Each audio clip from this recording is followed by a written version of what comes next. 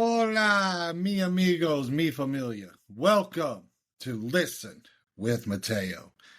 Now, I know this week is Thanksgiving week. We about to grub up on some turkey, about to eat some dressing, about to eat some pie, about to sit down at a table, in which I'll get more to the family stuff later on at the end of the show because I have very strong opinionated opinions about those. So I'll get to those later.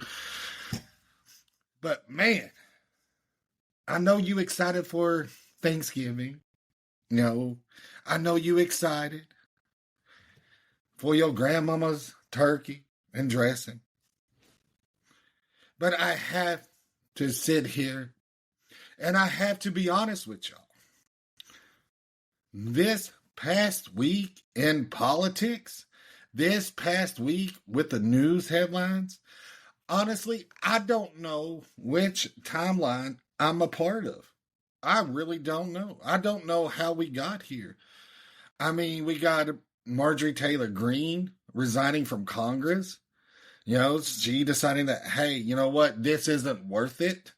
And I give props to her. So I'm going to dive into that.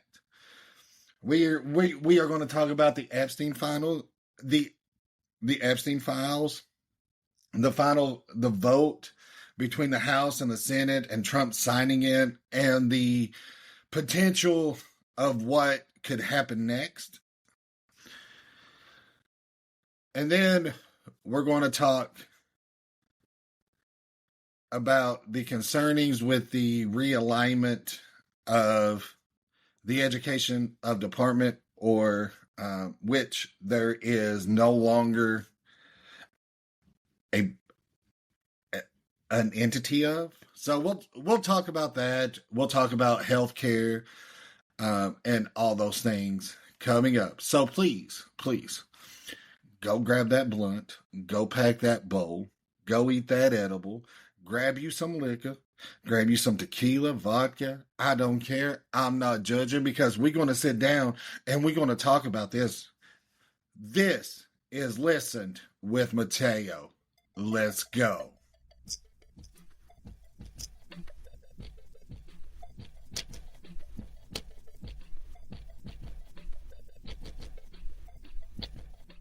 All right, all right, all right. I need to talk about something that is going to affect so many people directly and so many individuals, and not only that, but I feel like that it's going to um, affect the economy. It affects everybody's lives because the Trump's administration's Department of Education, under their One Big Beautiful Bill, has completely redefined what counts as a professional degree for financial aid purposes. And listen to the list that is not considered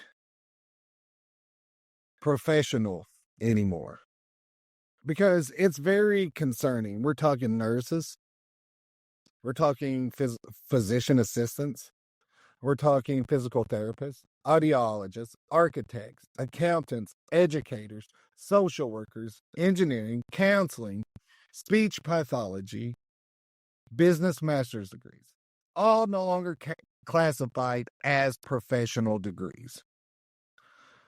And what does this mean in real terms?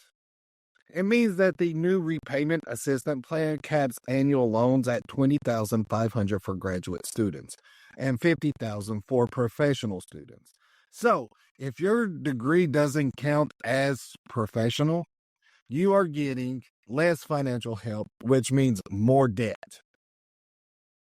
And the time is perfect, literally perfect, because to push certain demographics out of higher education, the American Nurse Association has already started a petition to get nursing reclassified.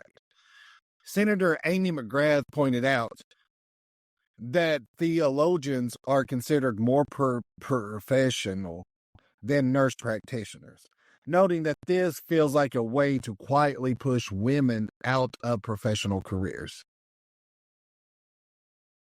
Now think about this. So many of these fields are dominated by women and people of color. I'm going to be honest with you because this is how it looks. This is how it looks. Okay. Nursing, predominantly women. Education, predominantly women. Social work, often serving communities of color and also predominantly women.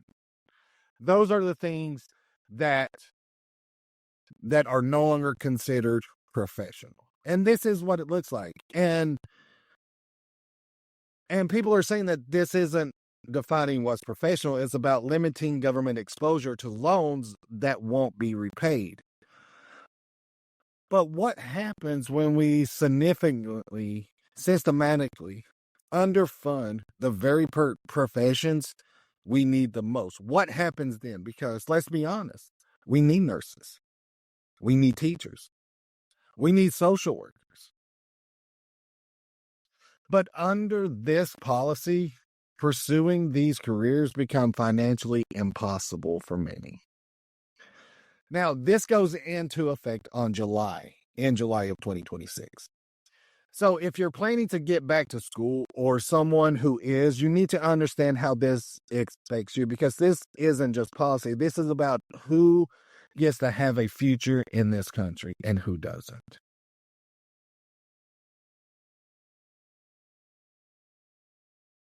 And so now we sit here and we think and we wonder because, with these declassifies, with these new explanation of what's professional and what isn't professional with this administration, because what it ultimately do is that, these jobs are going to create a bigger issue. This is going to create a bigger issue because now people are not going to want to pursue nursing. They're not, because one, they won't be able to financially afford to without these loans, because that is what these loans are there in place of. These loans are there in place so that people can have the opportunity to get degrees in these fields that we as American citizens, as human beings, need the most. Nurses. With this, the nursing job market, there won't be anything like we've ever seen, because there'll be far less nurses because nobody's going to want to do it. There'll be far less social workers.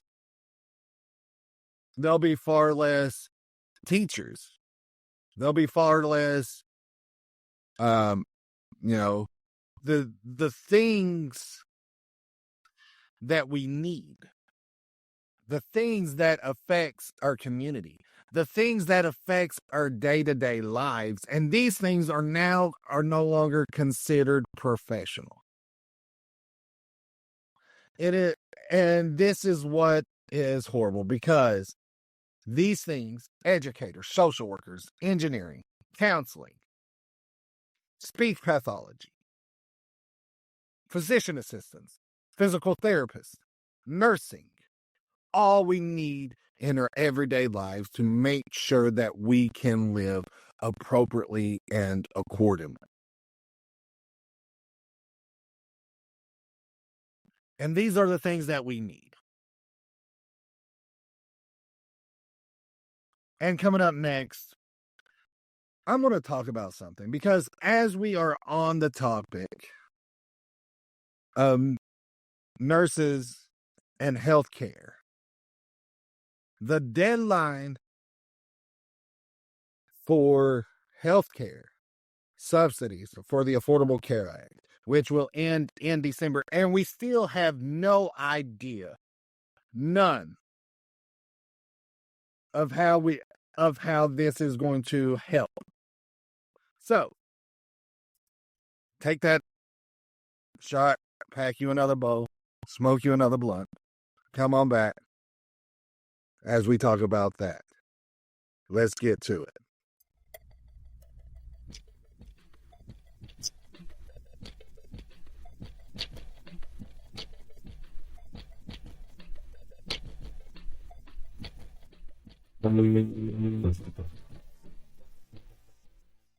All right.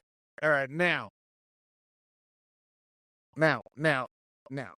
Let's talk about the dumpster fire, the horrendous thing that is about to face millions of Americans in a little over a month. Let's talk about the rising cost of healthcare costs. Republicans are facing some serious criticisms because they have no plan to address the impending healthcare price crisis heading into 2026. Because here's the situation. Congress, as we know, because of the government shutdown, did not extend the enhanced tax credits that have helped millions of Americans affordable healthcare plans from COVID. These credits have been in place since 2021, but they're going to expire at the end of this year. And without actions, premiums are going to skyrocket by an average of 26% next year. That's the largest increase since 2018.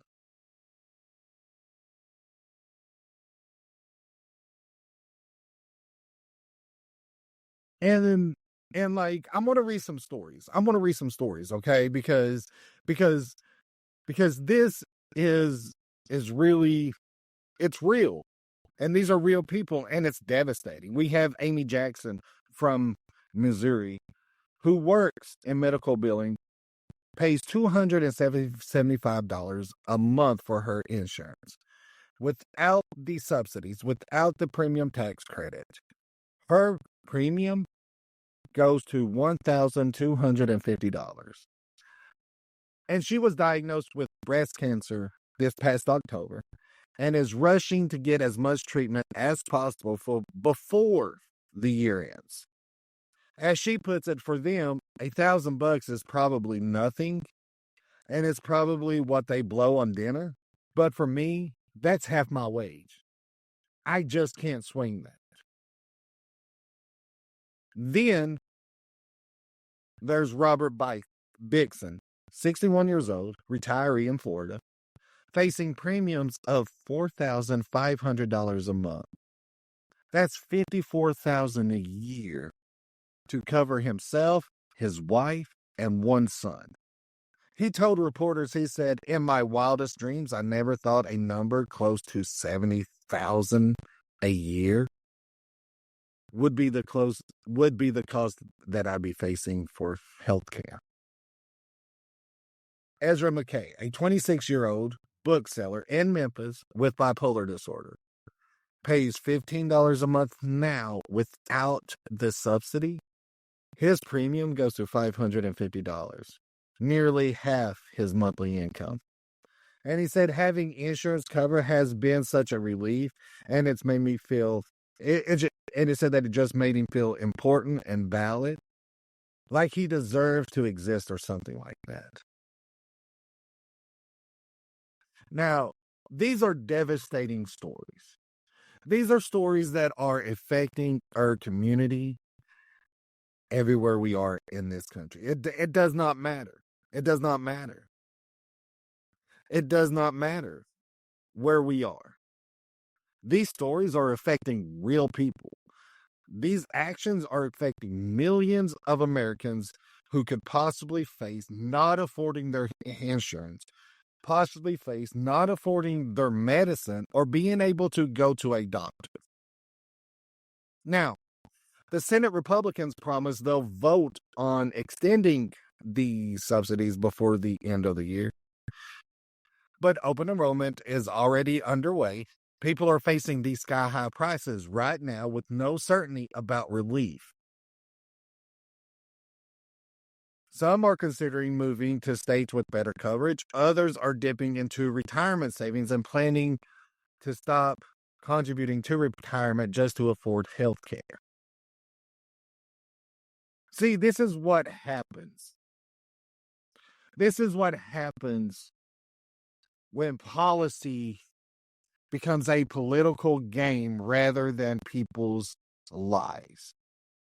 And I guarantee you, the people that's making these decisions, the people in Congress, they're not the ones that are deciding between the difference between being able to afford health insurance or being able to feed their family. Being able to go to the doctor and get treatment for a mental diagnosis or pay their rent. These are things that are happening right now. And these are the fears that Americans are facing right now. And people say, well, President Trump has this grand plan, this grand extravagant thing, right? This grand extravagant plan for healthcare, to make healthcare better, right? To make healthcare better. Number one, ever since Donald Trump's first presidency, he has been saying these things. He has tried to get the ACA, the Affordable Care Act, appealed. He has tried to do these things, right? Mike Johnson has said we have a plan, but no such mention of plans has been said. So there's nothing in place. Nothing at all. There's nothing in place. Okay? I want to be honest with you. There's nothing in place. And the fact that millions of Americans are facing these problems. Let's put a human aspect on it for a second. Let's picture this as your family member having to choose between health insurance and paying their rent. Let's talk about that. Think about that. And then get back with me. And then we'll talk. Because unless you put a human face on it, you can say, well, we have this years-long plan on making health insurance more affordable. Even if that was the case, it does nothing right now to the millions of Americans who are currently looking at crisis come January. Because plans become effective January 1st. The subsidies are no longer there January 1st. And millions of Americans are facing a crisis. So, put a human face on it. Think about that. Think about if your family member had to go through that. Then come back and holla at your boy. Because then I'm sure that we will sit down and have a different discussion on this. But coming up next, we're going to talk about Nicki Minaj. Yes. Wet ass pussy, Nicki Minaj. The one that has all year spent, we'll talk about Nicki Minaj. And she's speaking at a United Nations event. That's coming up.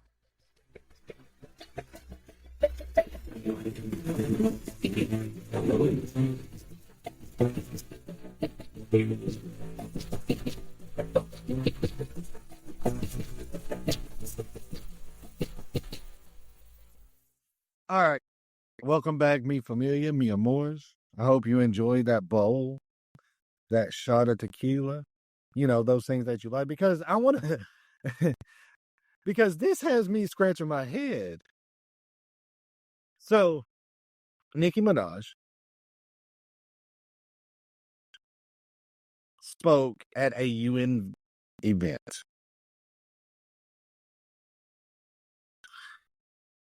And she was invited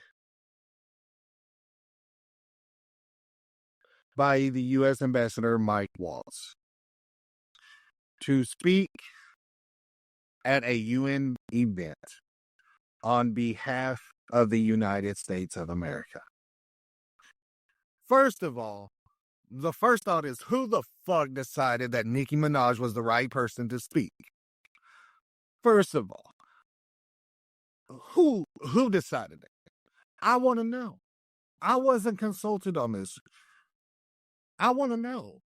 Because not in my right mind would I ever decide to have Nicki Minaj speak at a UN event on behalf of the United States of America. And how this happened was that Donald Trump said that he was not going to go and represent America, the United States of America, at this event. And then Nicki Minaj was like, yo, I'll do it. And Nicki Minaj have been, tweeting some things, like supporting Donald Trump. And then Nicki Minaj had that, and then this whole thing, the whole, nasty, crazy, wild shit that she would post on social media talking about my girl Cardi. But here's the thing. Nicki Minaj, she said that she was very nervous to speak, but that she wanted to keep standing up in the face of injustice for anyone, anywhere, who is being persecuted for their beliefs.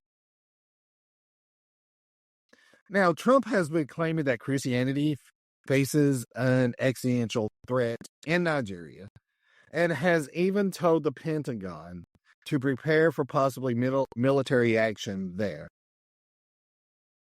But the people that live there, the expert says that this isn't just an attack on Christians. Now, it said that some of the violence may have targeted Christians, but the outspread has been plagued everyone in Nigeria. Said that it affects everyone, regardless of religion. And then Nikki, she tried to frame it as being about unity, saying protecting Christians in Nigeria isn't about taking sides or dividing people. It's about unity. And and then she was calling Nigeria a beautiful nation with deep faith traditions. But don't be real. Okay? Trump has been saying this. This gives Trump celebrity credibility on a world stage with a world-renowned pop artist, as crazy as she is, because she is crazy. This is what this does.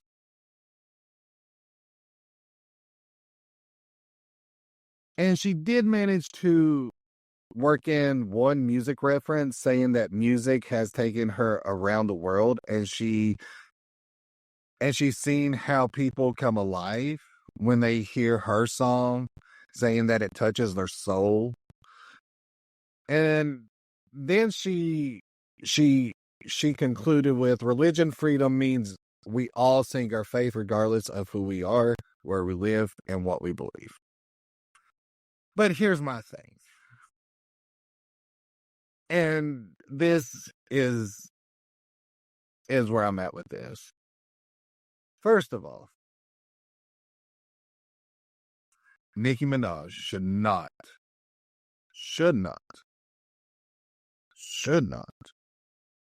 have been speaking on behalf of the United States at a UN event. First. Second, this goes along with Donald Trump's claim, or the far right's claim, that Los Angeles is a war zone, that Portland, Oregon is a war zone, that Seattle is a war zone, that Chicago is a war zone. And then you would see videos on social media of people that actually live in these areas, and it's not a war zone. And this is the same thing. Donald Trump is using this to push his agenda on an international level. And Nicki Minaj, because the bitch is stupid, she is backing Donald Trump with this. That's all I got to say about that.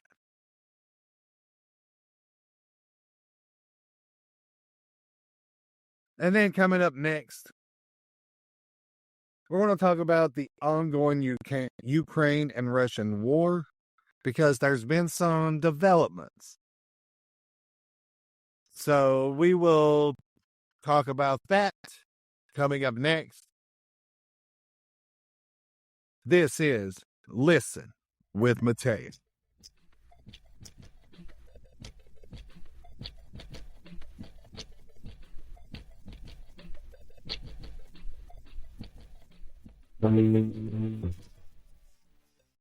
Welcome back, mi amores.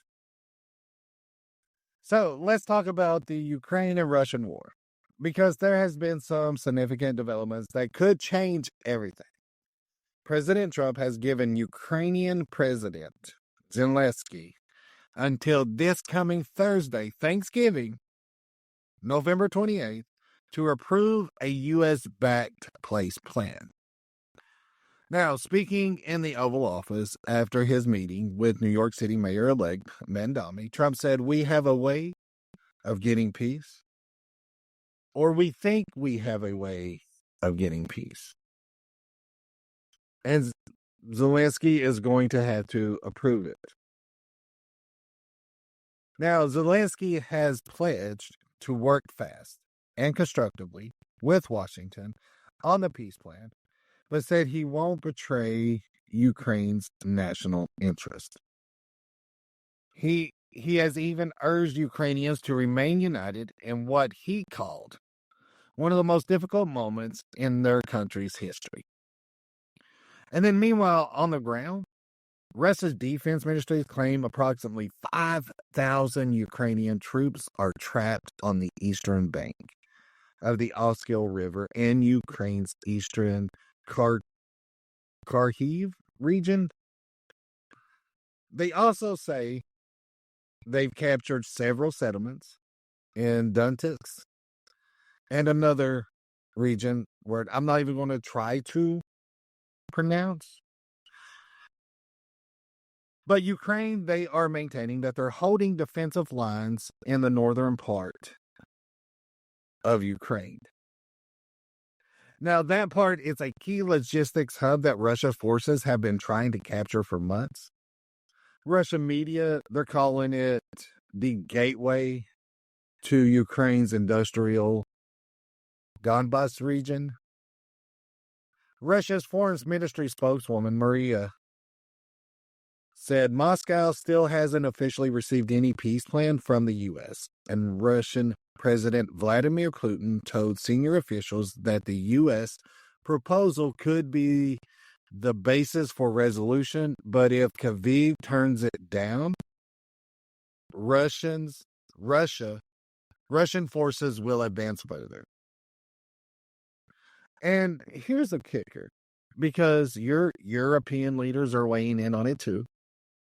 The British Prime Minister Starmer, French President Macron, German Chancellor Merz all met with Zelensky and agreed that any peace deal must ensure Ukraine's future security and fully involve Ukraine.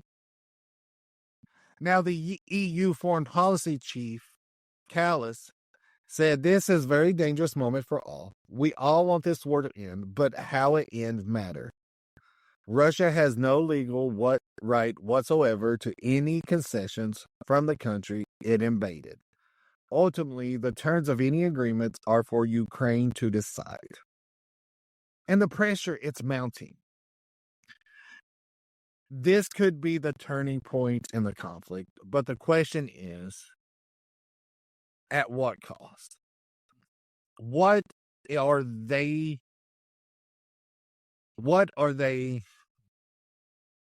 offering Ukraine in this peace deal? Because we know that Vladimir Putin wants Ukraine. And we know that Vladimir Putin does not give a damn about who he kills. Vladimir Putin is a horrible, evil, wretched of a man. So we'll find out where this takes us. I just wanted to talk about that for a moment because these things don't only affect Russia. This doesn't only affect Ukraine. This affects everybody, the world, us. As a foreign policy, this affects us, and it's all about how we are contributing to this and see how it goes. But I just wanted to talk about that for a moment because it's very important. But coming up next, Donald Trump welcomed the Saudi crown prince to the White House. So go grab you another shot, crack that bowl. If you ain't carved hard enough to break a rib, then are you really smoking?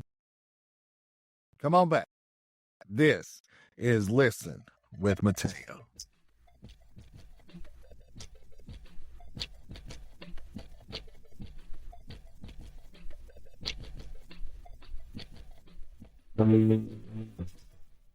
All right, and welcome back, mi amores. All right, let's talk about it. So, on November 18th, President Trump hosted Saudi Crown Prince Mohammed bin Salman at the White House. And let me tell you, the hospitality was on full display. We're talking fighter jets flying over, an honor guard on horseback, a lavish dinner, all the bells and whistles. But what's concerning is what's being discussed behind closed doors. Trump announced he's designating Saudi Arabia as a major non-NATO ally. Finalized approval for the sale of advanced F-35 fighter jets to Rahid. And this is despite concerns from the Pentagon and other agencies about advanced technology possibly being shared with China, who also has close ties with Saudi Arabia. Trump said both Saudi Arabia and Israel should get top-of-the-line military equipment, claiming Israeli officials would be very happy about the deal. Now, the Crown Prince repeated that Saudi Arabia wants to join the Abraham Accords, but only after there's credible path to Palestinian statehood. He said, we want to be part of the Abraham Accords, but we also want to be sure that we secure a clear path of two-state solutions. And, Trump, in typical Trump fashion, he couldn't resist taking shots at his predecessor. He couldn't quit taking shots at Biden because, that's what he does. During the Oval Office meeting, Trump blasted Joe Biden for fist bumping the prince in 2022, saying Trump doesn't give a fist bump. I grab the hand. I don't give a hell where that hand's been. Well, there's more on that coming up. But this meeting came just 7 years after U.S. intelligence agencies implicated Prince Mohammed in the killing of journalist Jamal Khashoggi. But Trump brushed aside questions about Saudi Arabia's human rights record, praising the prince for his statesmanship, announcing hundreds of billions of dollars in new Saudi investments in the United States. And one reporter asked Trump, how he felt about the Crown Prince's human rights issue. And Trump said, I haven't heard anything. I don't know what you're talking about. Really? Like, this is intriguing this is interesting. That Trump. Now, I understand that we need to have Saudi as a very close ally. I get that. On a political world stage, we need Saudi Arabia as an ally. We do. And we need Saudi Arabia there. We don't need Saudi Arabia against us. We don't need none of that. But I'm going to be honest with you, because this is one of the reasons why some of the MAGA fan base are having issues with President Donald Trump. This is one of the reasons why. Donald Trump ran on America First. Donald Trump ran on, I'll worry about foreign policies at a later time, but America First. And, here he is, with the Crown Prince of Saudi Arabia in the White House.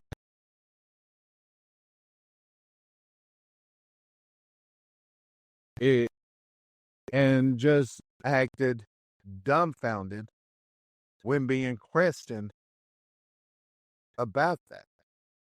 That is the issue that we have here. And it's a reminder that when it comes to international relations, human rights concerns often take a back seat to economic interests and geopolitical strategy. And the bromance between Trump and MBS seems stronger than ever. It's there. It's huge. We know it. Well, I mean, I don't know if it's huge. Trump might know if it's huge. But I don't know.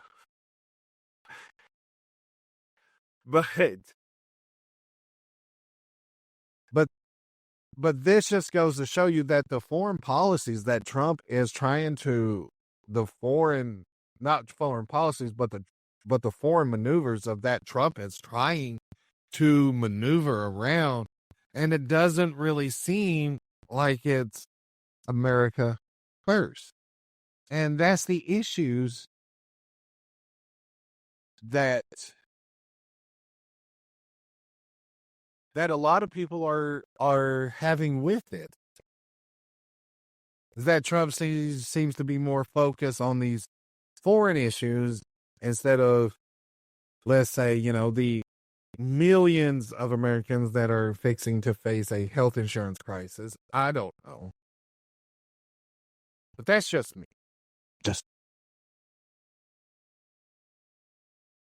Now, coming up next, we're going to talk about President-elect Zoran Mandami in the White House. And the fascinating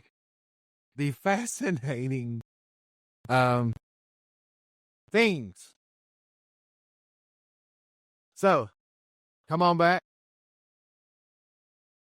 and we'll talk more. This is Listen with Mateo.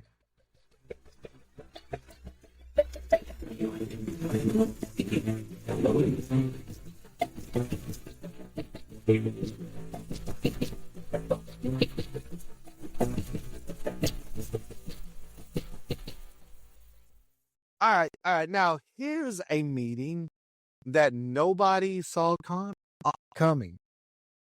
And honestly, the footage was very fascinating because on November 21st, President Trump hosted New York City Mayor-elect Zoran Mandami at the White House. And despite their radically different worldviews, the meeting was very cordial. It was very interesting. Now, remember, Trump had previously blasted Mandami as a 100% communist lunatic.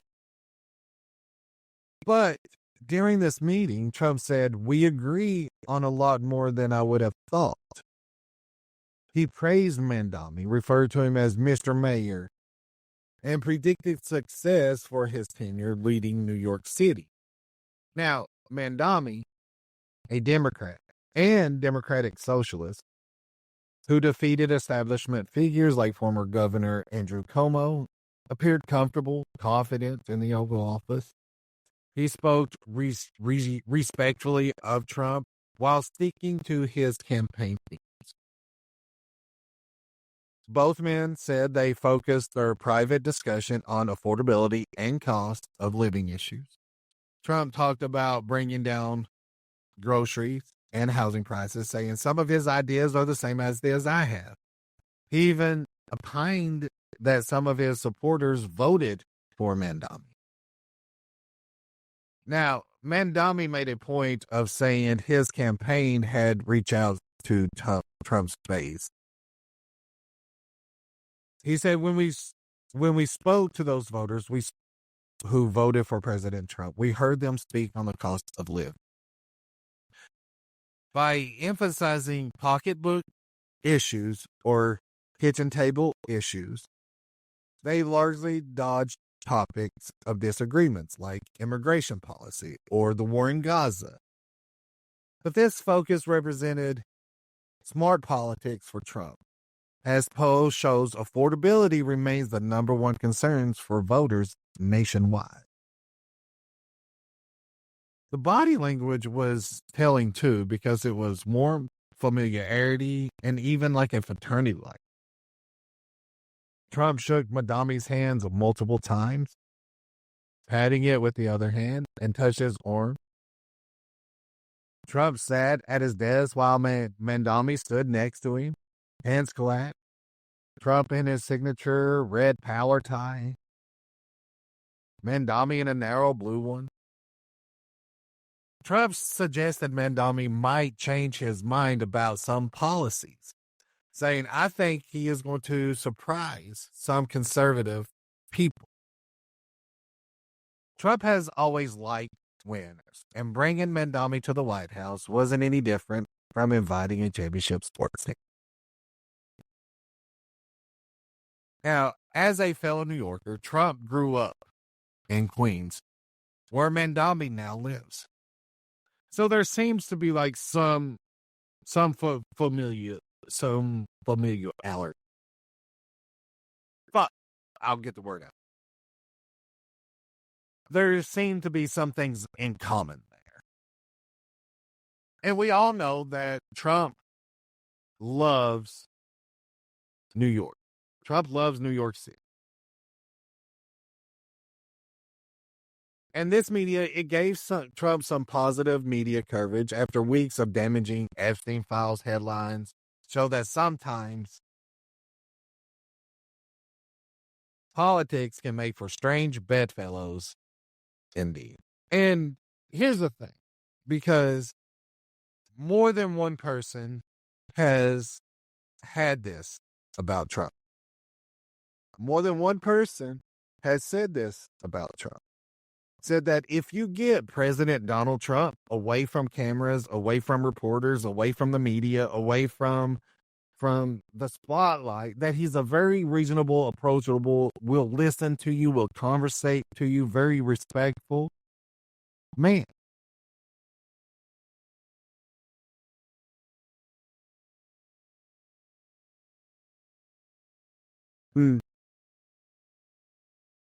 And I think like that's with all politicians, right? It's this thing like get them away from the media. And they're all cordial. Now, after the meeting with Mandami, Trump had some interesting comments for the press. He seemingly genuinely pleased with how things went and used the opportunity to address some of his own political challenges. When asked about if he changed his mind, when he was asked about his change in tone, toward Mandami, Trump said it was important to work with people who want to solve problems. Trump said he wants to solve problems for New York. I want to solve problems for the country. And when Trump was questioned about whether this signaled any shift in his approach in dealing with political opponents, Trump was being Trump. He said, I'm always willing to talk to people who have something to say. But let's be clear, I'm not changing who I am. I'm just being smart about how we get things done. Also, Trump could not resist taking a shot at the media coverage of the meeting, saying the fake news doesn't know what to do with themselves when they see people actually working together instead of fighting all the time. Most notably, Trump seemed energized by the focus on practical issues rather than partisan battles. We spent the whole time talking about how to make life better for regular people, he said. Isn't that what this is supposed to be about? Now, these comments suggest that Trump recognizes he needs to shift focus towards kitchen table issues. And his poll numbers have been sinking, and some of his policies has been failing to gain traction, and the cost of living will apparently be a top priority for Trump heading into the midterm elections, heading into the elections. And we've seen that with this past off-year elections where Democrats literally beat Republicans. And those Democrats won on affordability. These policies that Trump are using, the tariffs, they are doing more harm than good, which is why Trump decided to lower them. And this goes back to what I was saying earlier, that Trump, when away from the media, away from the spotlight, from the cameras, from everything, President Trump has been known to be a very reasonable man. President Trump has been known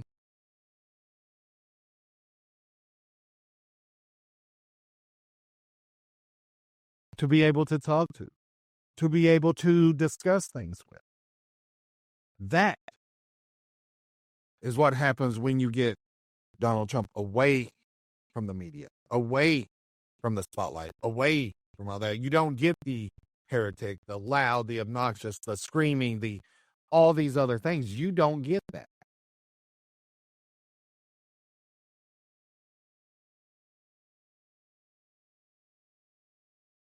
And one of the reporters asked Mandami if Mandami still thought that President Trump was a fascist. Mandami didn't hesitate, and Mandami stood on that he still had his feelings about President Trump, in which that he should have. Mandami still, Trump said, just say yes. It's better that way. So this was a very interesting week where Donald Trump is praising Mandami. And speaking of another odd topic, Marjorie Taylor Greene, the congresswoman from Georgia, resigning from Congress. I'm going to talk about that coming up next. So go, use the bathroom, do what you got to do. Pour you a shot. Drink you some wine. Eat that wee brownie. And Miss Cassie Nova, baby, if you listening, I need some. We'll be back. This is Listen with Mateo.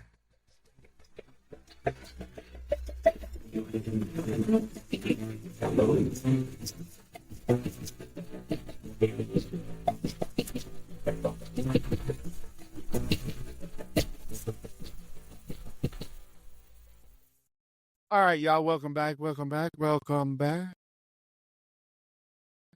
Let's talk about one of the most dramatic political exits we've seen in a minute. Marjorie Taylor Greene, the Congresswoman for Georgia, who built her entire career on being Trump's most loyal attack dog, announced Friday, November 21st, that she is resigning from Congress effective January 5th, 2026. Now, this is not just any resignation.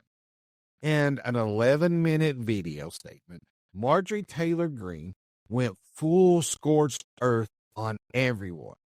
She went after the House leadership, the Republican Party, and even campaign seasoned itself, saying it's when all courage leaves and only safe campaign re-election mode is turned on.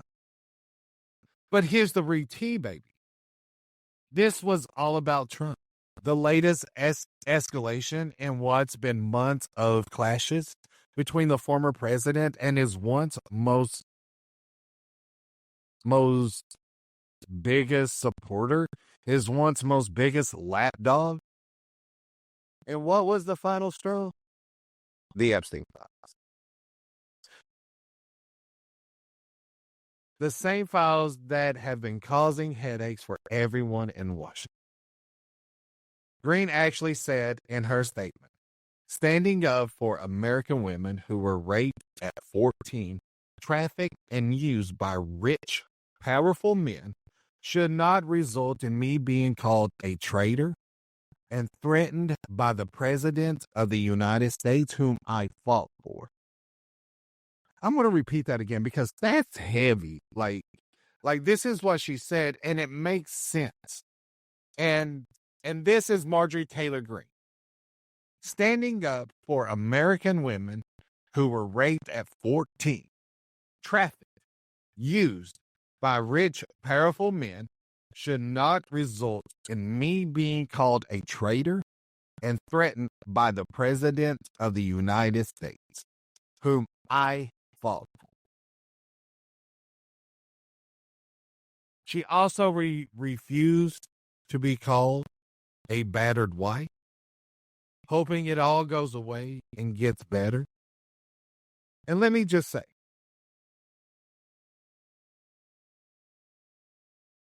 as someone who believes in consent and agency in all relationships, political or otherwise, good for Marjorie Taylor Greene for recognizing when she is in an abusive situation and getting out. Let me just say that.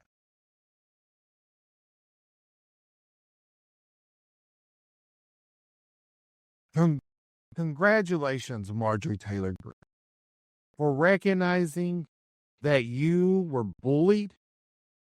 You were in an abusive relationship with President Donald J. Trump. Because the moment that you stood on your foundations, the moment that you stood on the things that you were hardcore believed in, that went against anything that man believed, he attacked you. Bravo. I am proud of you, Marjorie Taylor Greene.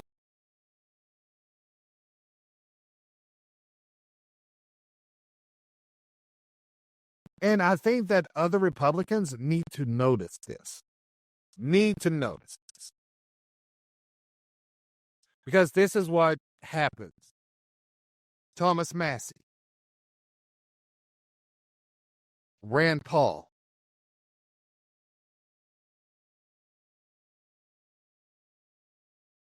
when you speak against other people's policies, when you speak and stand your ground on your convictions, Donald Trump will attack you.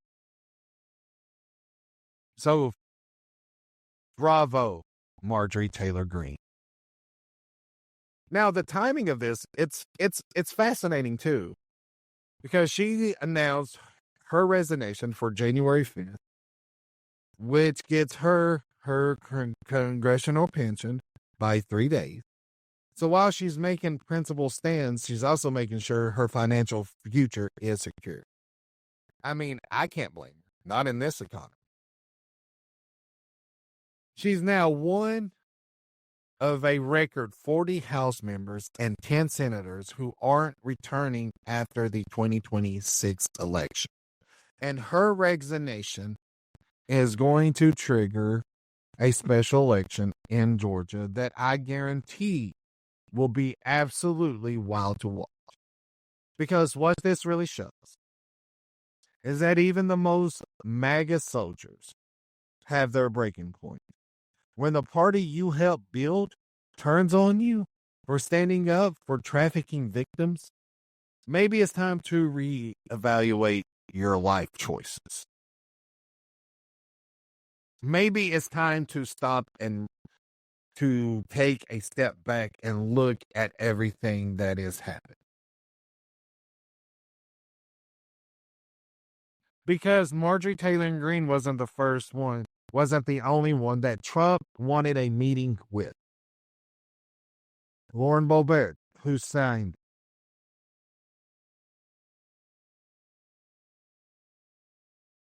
Because I'm going to talk more about this coming up next, about the Epstein file. But the fact that Marjorie Taylor Greene, and I wanted to take out this part of Marjorie Taylor Greene because bravo, because she deserves her flowers. She deserves her recognition for standing up and saying, I'm going to step away from this situation.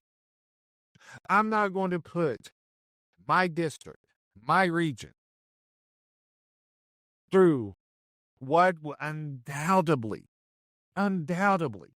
would have been a horrible, her name dragged through the mud election in the primary. If Marjorie Taylor Greene would have stayed. Undoubtedly. And the fact that she said, I don't want my district, I don't want my region to go through that. The fact that she said, I am not a battered woman. I will not take this. I am not going to hope that things will get better between the president and I. But I'm going to walk away from it. So Marjorie Taylor Greene deserves her flower. And for the other people who still don't think that there's anything wrong with this, I don't care which side of the political aisle you're on. Take a look at yourself.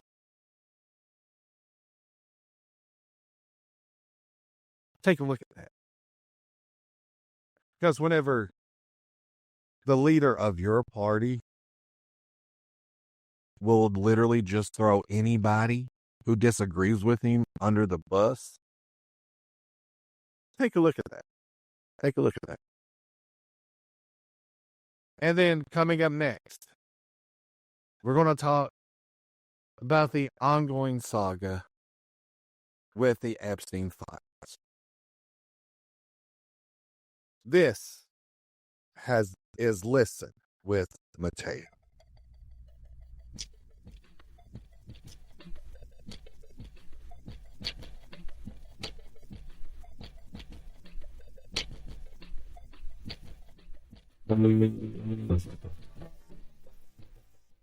And welcome back.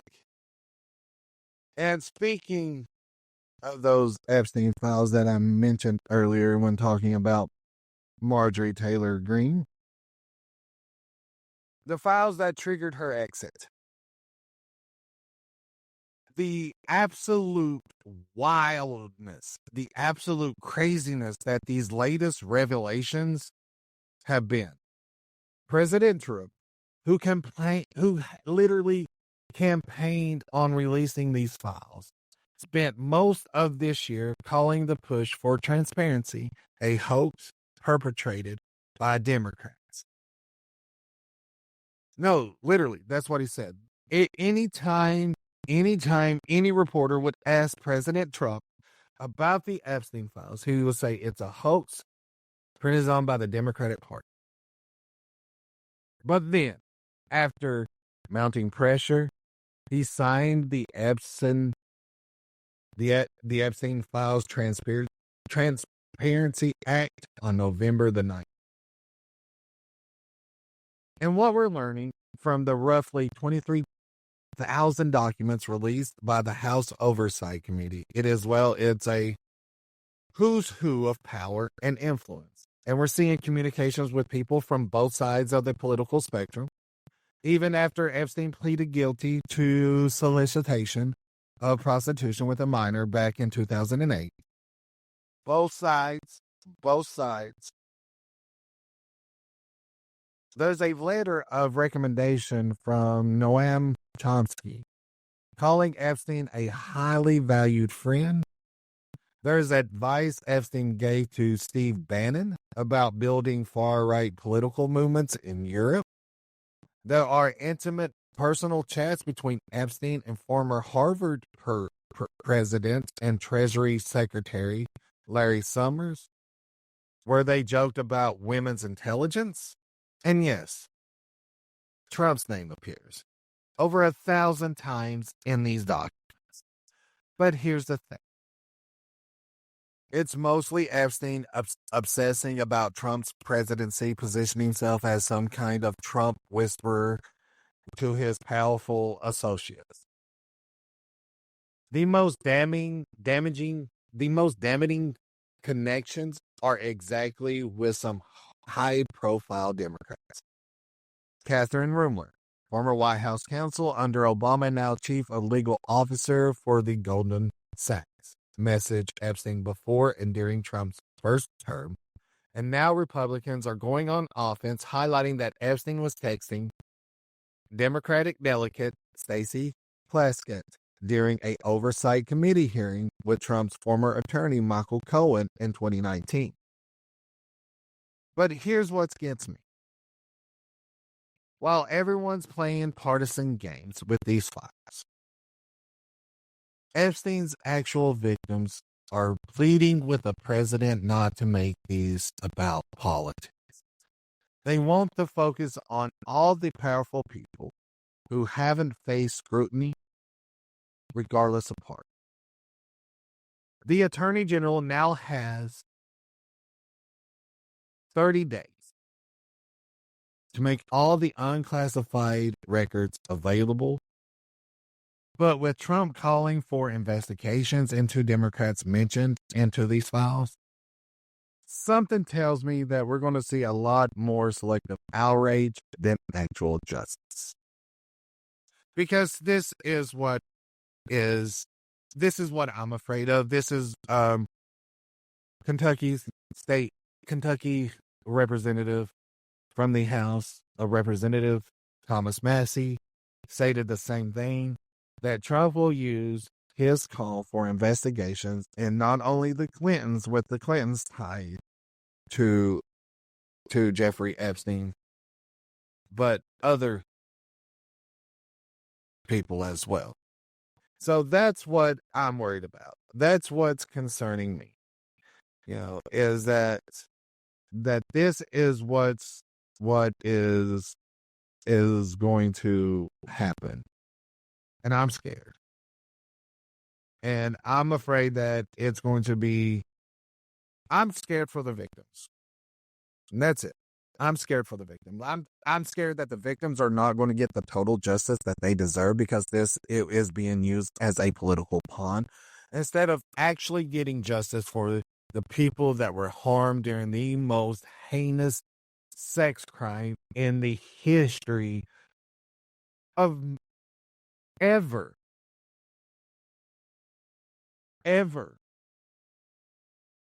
And that these victims are not going to, I'm afraid that they're not going to get all the justice that they deserve. Because it wants to be used as a political pawn. Because Trump asked to speak with the Republicans that signed the bill in the House of Representatives, trying to pressure them not into it. The bill passed the House and went to Senate. Senate immediately, everybody went yay, and then sent it on to the White House. Now, my thing is that I don't think that President Trump expected all of that or expected all of that to happen. I don't think that he expected to pass the Senate. And don't get me wrong, I didn't either, but it did. I didn't expect it to pass the Senate, but it did. Then I didn't expect for President Trump to sign it. He did. But now I'm worried about the investigation that's going to happen. And I'm worried for the victims that they're not going to get the justice that they deserve. And that these powerful people, I don't give a damn which side of the political aisle that you are on. I don't care if it's a Democrat. I don't care if it's Republican. I don't care if it's green, yellow. I don't give a damn who. The people that were involved in this, their names need to be known. Period. These people need to face persecution for the crimes that they committed with Epstein, for taking part with Epstein.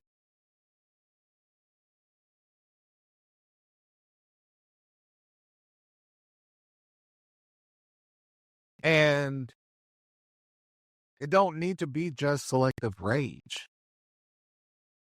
Everybody should want the same thing. Both sides should want the same thing on this. This isn't a political thing. This is a human being suffered and wanting justice for what happened. Coming up next, I'm going to close the show. So come on back. This is Listen with Mateo.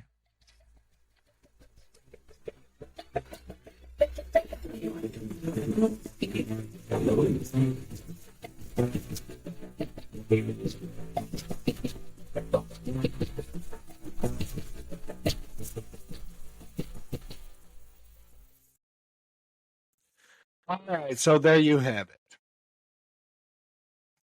Another week in American politics that left us all wondering, which timeline are we currently in?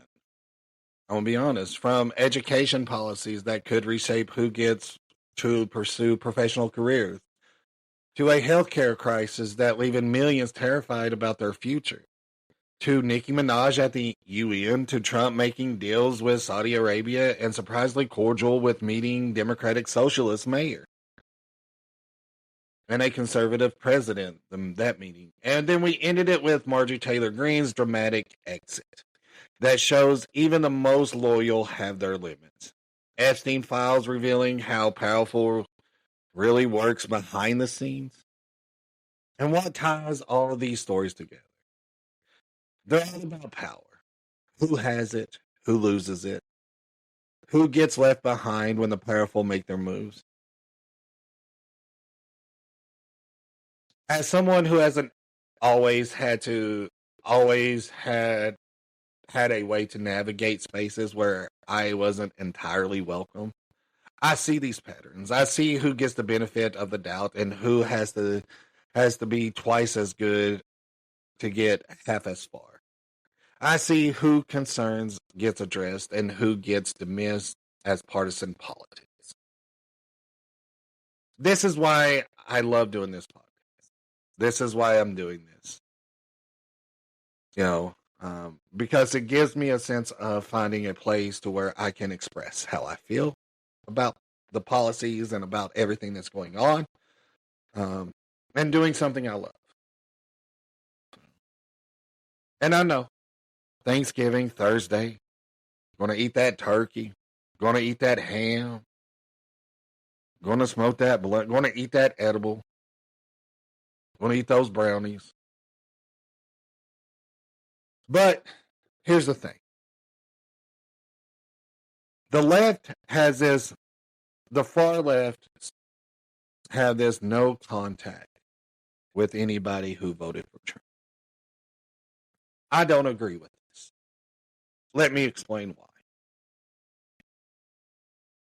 You are only alienating people when you do this. You are not trying to help them. You are not trying to educate them. You are not trying to show them that you are not like what the far right picture you at. You're not, if you do that, you are not able to show these people. My argument is this. Love on them. I'm not saying, that unless it's somebody who physically does harm to you or somebody who says things harmful to you, I'm not saying, to go and talk. I'm not saying. But what I'm saying is, don't just go non-contact over somebody over their political beliefs. Because whether or not you realize it or not, as Mandami, and I can't believe I am saying this, that Donald Trump has shown that when it comes down to kitchen table politics, we all can find a way to agree on something. So instead of going no contact,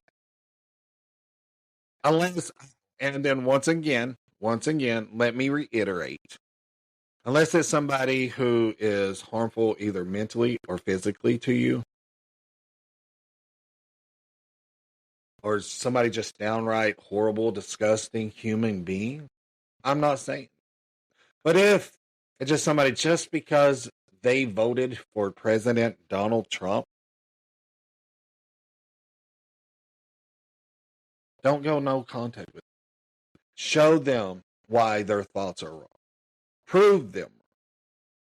That's my challenge for this Thanksgiving. This has been Listened with Mateo. Please, I implore you, like, subscribe, share, tell your friends, tell your mama, tell your granny. Talk about me at the Thanksgiving table. But share. I want to continue to do this. I love doing this. Share. And stay informed. Stay engaged. Like, share. And as always, this is Listened with Mateo. And we out.